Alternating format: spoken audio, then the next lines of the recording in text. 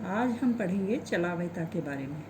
चलावयता को पढ़ने के लिए सबसे पहले आप ये दो स्ट्रक्चर्स को देखिए ये है वाइनाइल अल्कोहल का स्ट्रक्चर और ये है एसिटाल्डिहाइड का स्ट्रक्चर।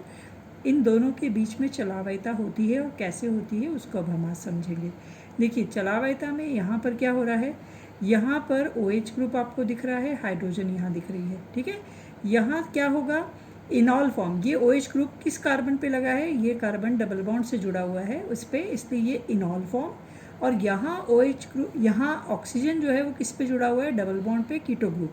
तो चलावयता में क्या होता है, ये इनॉल फॉर्म जो है वो कीटो ग्रुप में कन्वर्ट होता है और इसलिए यहाँ पर क्या हो रहा है, डबल बॉन्ड की पोजीशन पे चेंज हो रही है। देखिए ये हाइड्रोजन निकल के वहाँ चला जाएगा, ये डबल बॉन्ड जो है वो हटके वो इधर आ जाएगा और इसीलिए यहाँ पर एक स्ट्रक्चर, एक मॉलिक्यूलर स्ट्रक्चर दूसरे मॉलिक्यूलर स्ट्रक्चर में बदल रहा है। मतलब वाइनाइल अल्कोहल जो है वो एसिटाल्डिहाइड में बदल रहा है, एसिटाल्डिहाइड भी वाइनाइल अल्कोहल में बदल जाता है। इन दोनों के बीच में गतिक साम्य होता है या केमिकल इक्विलिब्रियम यहाँ पर चलता है, उस वजह से एक आइसोमर दूसरे आइसोमर में बदल जाता है क्योंकि इनका मॉलिक्यूलर फॉर्मूला सेम है दोनों का, ठीक है। इसलिए ये दोनों एक दूसरे के आइसोमर हैं और एक आइसोमर जब दूसरे आइसोमर में बदल जाता है जिसके बीच में केमिकल इक्विलिब्रियम होगा और इसी प्रोसेस को चलावयता कहते हैं। और ये दोनों आइसोमर जो है वो या दोनों समावयी जो है वो क्या कहलाते हैं, चलावयी समावय। दोनों को चलावयी समाय कहेंगे क्योंकि दोनों एक दूसरे में आपस में बदलते रहते हैं, ठीक है। देखिए यहाँ पर आपके पास ये जो स्ट्रक्चर है, ये स्ट्रक्चर देखिए यहाँ इन्होंने बताया है कि इनॉल फॉर्म जो है वो कीटो फॉर्म में कन्वर्ट हो रहा है। ये डबल बॉन्ड OH ग्रुप जो है वो डबल बॉन्ड वाले कार्बन के साथ लग रहा है, इसलिए इसको हमने वाइनाइल अल्कोहल जो है उसमें इनॉल फॉर्म होता है और ये इनॉल फॉर्म जो है वो कन्वर्ट हो रहा है कीटो फॉर्म में। और देखिए ये जो एरो दिख रहा है ये डबल हेडेड एरो है, एक एरो की डायरेक्शन इधर है, एक एरो की डायरेक्शन इधर है। आपको एक एरो जो है वो बड़ा दिख रहा है, एक एरो छोटा दिख रहा है। इसका मतलब कि इनॉल फॉर्म की लाइफ जो है वो कम है, वो अनस्टेबल है, इसलिए बहुत जल्दी से वो कीटो फॉर्म में कन्वर्ट हो जाता है। और ये कीटो फॉर्म जो है वो इनॉल फॉर्म में कन्वर्ट तो होता है पर कम मात्रा में कन्वर्ट होता है, इसलिए ये वाली जो डायरेक्शन का एरो है वो आपको छोटा दिख रहा है, ठीक है। अब यहाँ पर यही जो है चलावयता का एग्जाम्पल है, इनॉल फॉर्म को कीटो फॉर्म में बदलना और कीटो फॉर्म को इनॉल फॉर्म में बदलना। और इन दोनों स्ट्रक्चर्स में कीटो फॉर्म जो है वो ज़्यादा स्थायी स्ट्रक्चर होता है, ठीक है। अब इसकी मैकेनिज्म क्या है, इसका मैकेनिज्म ये है कि देखिए ये जो इनॉल फॉर्म है कैसे बदलता है, ये आपस में जो बदलते हैं वो कैसे बदलते हैं, उसके बीच में प्रोसेस क्या होता है। ये जो इनॉल फॉर्म है इसमें से हाइड्रोजन जो है एटम है ना, ये हाइड्रोजन एटम जो है वो निकलता है H+ आयन के रूप में। मतलब अपने इलेक्ट्रॉन्स उसने यहीं छोड़ दिए हैं ऑक्सीजन के पास, वो कोई इलेक्ट्रॉन लेके बाहर नहीं निकल रहा है, वो सिर्फ H+ आयन लेके बाहर निकल रहा है। OH ग्रुप के दोनों इलेक्ट्रॉन उसने ऑक्सीजन के पास छोड़ दिए हैं और इसलिए ये बीच का जो स्ट्रक्चर जो बनेगा वो वाइनाइल अल्कोहल का, अगर हाइड्रोजन बाहर निकल गई तो वो बन गया एक ऋणायन या इसको हम बोलेंगे एक इंटरमीडिएट एनायन यहाँ पर बन जाता है। और इस इंटरमीडिएट एनायन पर ये जो हाइड्रोजन बाहर निकला था उसने अब अपनी पोजीशन चेंज की है और वो कार्बन पे आके लग जाएगा। और इस तरीके से आपके पास देखिए डबल बॉन्ड पहले यहाँ था, यहाँ आपको डबल बॉन्ड इधर दिख रहा है, हाइड्रोजन पहले यहाँ था, अब हाइड्रोजन जो है वो आपको यहाँ दिख रहा है। इस तरह से इनॉल फॉर्म जो है वो कीटो फॉर्म में कन्वर्ट होता है और ये एक बहुत अच्छा एग्जाम्पल है चलावयता का और अक्सर इस पर शॉर्ट नोट पूछा जाता है, इसलिए इसको आप अच्छे से तैयार करें। अब कीटो इनॉल चलावयता जो है ये भी आपको इसमें लिखना पड़ेगा कि इसमें होता क्या है। देखिए हमको दो स्ट्रक्चर्स मिल रहे हैं, इनॉल फॉर्म में हमको मिल रहा है वाइनाइल अल्कोहल और कीटो फॉर्म में हमको मिल रहा है एसिटाल्डिहाइड। ये दोनों स्ट्रक्चर्स जो हैं या दोनों मॉलिक्यूल्स हैं जो कि हमारे पास उपस्थित हैं और दोनों को हम अलग अलग सेपरेट कर सकते हैं, है ना। दोनों हमको मिलते हैं, चाहे वाइनाइल अल्कोहल हमको थोड़ी देर के लिए मिलता है, कन्वर्ट हो जाता है, पर फिर भी मिलता है। तो ये दो भिन्न भिन्न स्ट्रक्चर हमारे पास है या दो अलग अलग मॉलिक्यूल्स हमको मिलते हैं।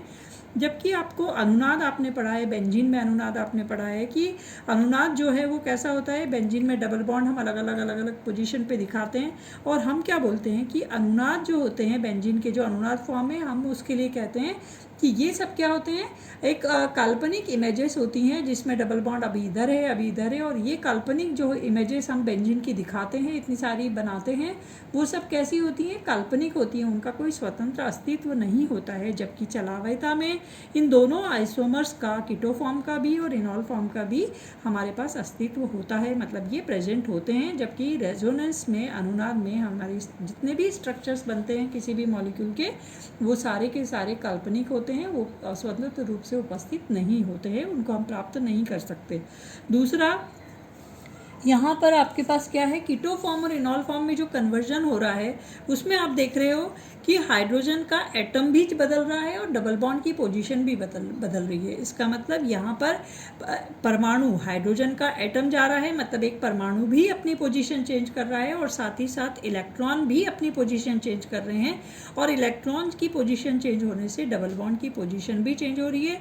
जबकि अनुनाद में हमारे पास क्या होता है, सिर्फ इलेक्ट्रॉन्स की पोजीशन चेंज होती है, और इसीलिए डबल बॉन्ड की पोजीशन ही हम वहाँ पर चेंज करते हुए दिखाते हैं कि बेंजीन में डबल बॉन्ड अभी यहाँ है, और हम बोलते हैं कि इलेक्ट्रॉन्स की गति की वजह से वो डबल बॉन्ड जो है वो बदल रहे हैं। पर यहाँ चलावयता में परमाणु भी अपनी पोजीशन चेंज करता है और साथ ही साथ इलेक्ट्रॉन्स भी अपनी पोजीशन चेंज करते हैं। तो ये डिफरेंस है अनुनाद में, रेजोनेंस में और टॉटोमरिज्म में, चलावयता में और अनुनाद में। ठीक है, इसके ऊपर एक पूरा शॉर्ट नोट आता है, इसको आप अच्छे से तैयार करें और इसके ये अंतर भी आप याद करें और ये भी लिखें वहाँ पर। अब हम दूसरे तरह का असंतृप्त अल्कोहल पढ़ने जा रहे हैं जिसको हम बोलते हैं अलाइल अल्कोहल। और ये देखिए CH2 डबल बॉन्ड CH और CH2OH। अब यहाँ पर आपको CH2OH जो दिख रहा है ये कहलाता है प्राथमिक अल्कोहल ग्रुप, प्राथमिक अल्कोहलिक ग्रुप CH2OH, और यहाँ आपको डबल बॉन्ड भी दिख रहा है। ये जो डबल बॉन्ड की पोजीशन है वो सेकंड और थर्ड कार्बन के बीच में है, इसलिए हम बोलेंगे 2 प्रोपीन, ठीक है ना, 2 प्रोपीन 1 OL, है ना, 1 ऑल आपने बोला, और इस तरीके से आपके पास 2 प्रोपीन 1 ऑल आपके पास मिला, और इस तरह से ये अलाइल अल्कोहल का IUPAC नेम आ गया।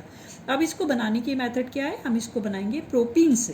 प्रोपीन जिसमें ऑलरेडी हमारे पास एक डबल बॉन्ड है, जब हम इसकी क्लोरीन से रिएक्शन करते हैं 500 डिग्री सेंटीग्रेड पे, तो हमको यहाँ पर क्लोरीन जो है वो आपको यहाँ पर एक हाइड्रोजन रिप्लेस हो जाएगी, HCl बन के बाहर निकल जाएगा, और एक क्लोरीन उस हाइड्रोजन के साथ आके लग जाएगी, और CH2Cl जो आपको प्रोपीन में CH2 डबल बॉन्ड CH3 था, एक हाइड्रोजन रिप्लेस हो गया, HCl इसमें से बाहर निकल गया, और एक क्लोरीन जो है वो हाइड्रोजन की जगह आके लग गई, एलिल क्लोराइड आपके पास मिल गया। ये एलाइल क्लोराइड जो आपके पास मिला है, इसकी अगर आप जलीय NaOH के साथ, हमने क्या लिया है, एक्वस सॉल्यूशन NaOH का लिया है, मतलब वाटर भी है और NaOH पानी में घुला हुआ है, 150 डिग्री सेंटीग्रेड पे अगर इसकी रिएक्शन करेंगे तो क्लोरीन को रिप्लेस कर देगा इस NaOH का OH ग्रुप, NaCl बन जाएगा और उसकी जगह OH लग जाता है, एलाइल अल्कोहल आपके पास बन जाता है। ठीक है, तो एक मेथड तो ये हो गई प्रोपीन से बनाने का। दूसरा है ग्लिसरॉल से, बहुत इंपॉर्टेंट मेथड है ग्लिसरॉल। देखिए ग्लिसरॉल के स्ट्रक्चर में आपको क्या दिख रहा है, CH2OH, CHOH और CH2OH आपको दिख रहा है। अब ये CH2OH और ये CH2OH आपको जो दोनों CH2OH है, ये दोनों कहलाते हैं, दोनों प्राथमिक अल्कोहल ग्रुप है, और जो बीच वाला CHOH है वो कहलाता है आपका सेकेंडरी अल्कोहलिक ग्रुप। अब ग्लिसरॉल में दो तरह के अल्कोहल ग्रुप हो गए, प्राथमिक भी हो गया और सेकेंडरी भी हो गया। जब आप ग्लिसरॉल की रिएक्शन करते हैं ऑक्जेलिक एसिड के साथ, ये COH और जुड़ा हुआ है COH, ऑक्जेलिक एसिड और इन दोनों की रिएक्शन करते हैं तो इसका H, इसका OH ये बाहर निकलेगा, और आपके पास क्या मिलेगा, दो वाटर मॉलिक्यूल जो है, यहाँ से H, यहाँ से OH, यहाँ से H, यहाँ से OH, ये बाहर निकला, और आपके पास दो वाटर मॉलिक्यूल बाहर निकलने के बाद ये रिएक्शन जो है 230 डिग्री सेंटीग्रेड पर ये रिएक्शन हो रही है, और साथ ही साथ यहाँ पर ग्लिसरॉल ऑक्जेलेट आपके पास बन जाता है। जब आपके पास दो एसिड ग्रुप है ना इस तरह से पास पास में जुड़े हुए रहते हैं, तो ये एस्टर ग्रुप या इस तरह से जो भी आपके पास ये एसिड जब जुड़े हुए हैं तो ये अनस्टेबल स्ट्रक्चर होता है, इसमें से बहुत जल्दी से कार्बन डाइऑक्साइड बाहर निकल जाती है। इसलिए एक कार्बन डाइऑक्साइड यहाँ से, एक कार्बन डाइऑक्साइड यहाँ से, दो CO2 के मॉलिक्यूल बाहर निकल जाएंगे, और CH2 डबल बॉन्ड CH और ये CH2OH अलाइल अल्कोहल आपको मिल जाएगा। ये बहुत इंपॉर्टेंट रिएक्शन है ग्लिसरॉल वाली, इसको अच्छे से तैयार करिएगा। उसके बाद हम बना सकते हैं इसको प्रोपारगाइल अल्कोहल से। प्रोपारगाइल अल्कोहल बनाने के लिए हमको क्या करना पड़ेगा, एसिटिलीन लिया है, CH triple bond CH, triple bond यहाँ पर है, इसकी रिएक्शन हमने किया है किसके साथ, फॉर्मल्डिहाइड के साथ। अब अगर हम इसकी फॉर्मल्डिहाइड से रिएक्शन करते हैं तो ये पूरा फॉर्मल्डिहाइड का मॉलिक्यूल जो है वो यहाँ आके जुड़ जाता है और ये स्ट्रक्चर जो है वो क्या हो जाएगा, फॉर्मल्डिहाइड के साथ ये एडिशन रिएक्शन हो रही है, मतलब फॉर्मल्डिहाइड पूरा एक यहाँ आके जुड़ गया, ये हाइड्रोजन यहाँ से हट गया, ये इसके साथ जाके जुड़ा और CH2OH सोनू तो सो रहा है, CH2OH ये प्रोपाइरगाइल अल्कोहल आपके पास ये बन गया और ये प्रोपाइरगाइल अल्कोहल में से अब आपके पास प्रोपाइरगाइल अल्कोहल है। अब आप इसका क्या करेंगे, हाइड्रोजन को यहाँ पर आप जोड़ेंगे। तो जब हाइड्रोजन आप निकल के प्रेजेंस में जोड़ते हैं तो इसको बोला जाता है रिडक्शन। रिडक्शन या अपचयन का मतलब होता है हाइड्रोजन का जोड़ना, ठीक है। तो जब हम हाइड्रोजन यहाँ पर जोड़ेंगे तो वो जहाँ ट्रिपल बॉन्ड है वहाँ पर एक हाइड्रोजन इधर एक हाइड्रोजन इधर, मतलब हाइड्रोजन का पूरा मॉलिक्यूल जो है वो यहाँ पर जुड़ जाएगा और अलाइल अल्कोहल बन जाएगा। देखिए ध्यान रहे, हाइड्रोजन जो है वो अपचयन कहलाता है, हाइड्रोजन का जुड़ना, और इसलिए अपचयन यहाँ पर हो रहा है इसका प्रोपाइरगाइल अल्कोहल का और उससे आपको अलाइल अल्कोहल मिल रहा है। ये जो अलाइल अल्कोहल की फिजिकल प्रॉपर्टीज़ में क्या है, ये बहुत ये कैसा है, कलरलेस है और साथ ही साथ इसकी स्ट्रॉन्ग स्मेल होती है, ठीक है। और साथ ही साथ ये यहाँ पर जब ये लिक्विड है, एक तो ये क्या है, कलरलेस और स्ट्रॉन्ग स्मेल वाला लिक्विड है, और जब लिक्विड है तो इसका बॉइलिंग पॉइंट है और वो है 97 डिग्री सेंटीग्रेड, और ये अल्कोहल, वाटर और ईथर में ये सॉल्यूबल है, ठीक है। उसके बाद यहाँ देखिए आपके पास अब अलाइल अल्कोहल में दो स्ट्रक्चर्स मैंने आपको बताए थे, प्राथमिक अल्कोहल ग्रुप भी है और डबल बॉन्ड भी है, ठीक है। इसलिए ये क्या करेगा, दोनों तरह की रिएक्शंस देगा। एक तो आपको अल्कोहलिक ग्रुप की रिएक्शन भी देगा, प्राथमिक अल्कोहल ग्रुप की, और साथ ही साथ डबल बॉन्ड की रिएक्शन भी ये देगा।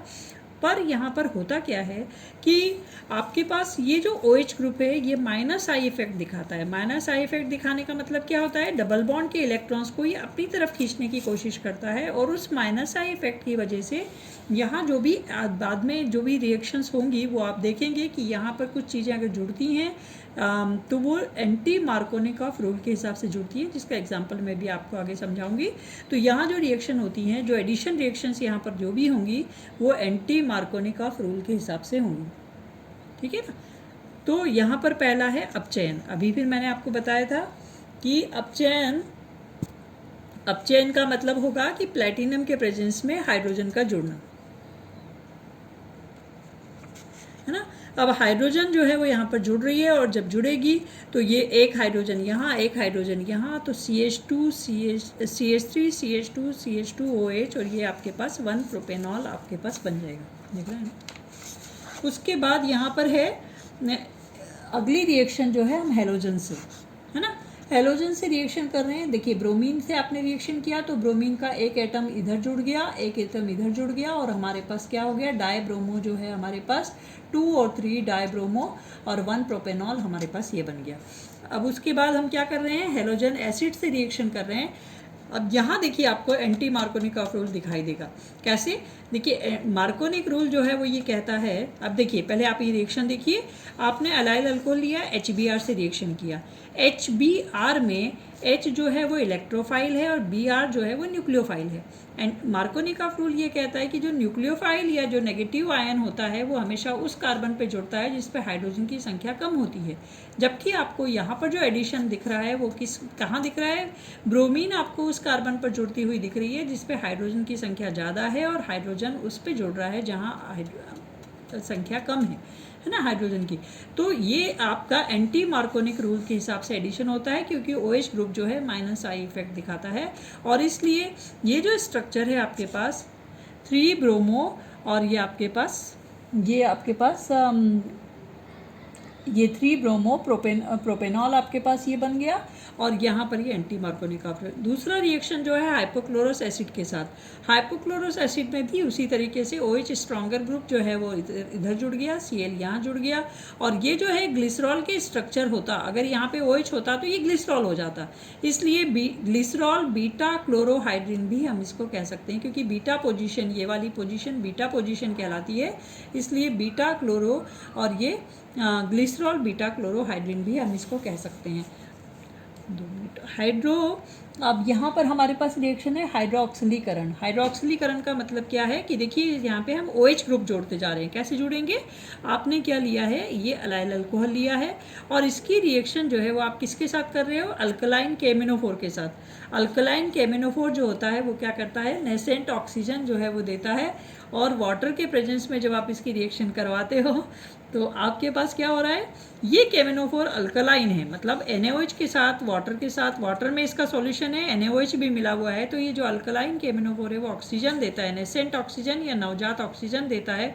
ये नवजात ऑक्सीजन और वो पानी मिलके जब इसके साथ रिएक्शन करते हैं तो दो OH ग्रुप आपके पास यहाँ जुड़ते हैं और आपका स्ट्रक्चर जो है वो ग्लिसरॉल बन जाता है।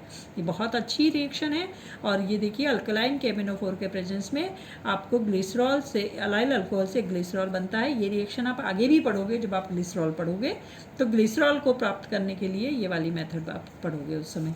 उसके बाद आपके पास आता है ओजोनीकरण। ओजोनीकरण में आपको पता है ओजोन जुड़ता है और ओजोन कहाँ जुड़ता है, जहाँ डबल बॉन्ड होता है, एक ओजोनाइड बनता है और ओजोनाइड से आपकी जब जिंक और हाइड्रोजन पेरोक्साइड की प्रेजेंस में जब इसकी रिएक्शन करते हो तो यहाँ पर वाटर के प्रेजेंस में जब आप इसकी रिएक्शन करते हो तो यहाँ पर क्या होता है, H2O2, जिंक यहाँ पर प्रेजेंट होता है, वाटर भी होता है और H2O2 बन के बाहर निकलता है। कैसे, ये ऑक्सीजन वाटर के साथ जुड़ जाता है और H2O2 बन जाता है और यहाँ पर ये ब्रेक होता है। देखिए ब्रेक कैसा होता है, ये इस तरीके से ब्रेक होता है, ये ब्रेक हुआ है ना, ये ब्रेक होता है इस तरीके से यहाँ से, ठीक है। ये ऑक्सीजन अलग निकल गई, ऊपर वाला स्ट्रक्चर जो है वो आपको दिख रहा है फॉर्मल्डिहाइड, ठीक है, ये हो गया फॉर्मल्डिहाइड। और नीचे वाला स्ट्रक्चर जो है ये वाला पूरा का पूरा ये स्ट्रक्चर, ये आपके पास हो गया ग्लाइकॉल, ग्लाइऑक्सल भी हम इसको कह सकते हैं या ग्लाइकोलिक एल्डिहाइड भी हम इसको कह सकते हैं, है ना। तो ये ग्लाइकोलिक एल्डिहाइड हमारे पास बन गया और इस तरीके से यहाँ पर ये ऑक्सीजन वाटर के साथ रिएक्शन करके H2O2 बना के बाहर निकल जाएगी, ठीक है। OH ग्रुप की रिएक्शन सब कल देखेंगे। Thank you.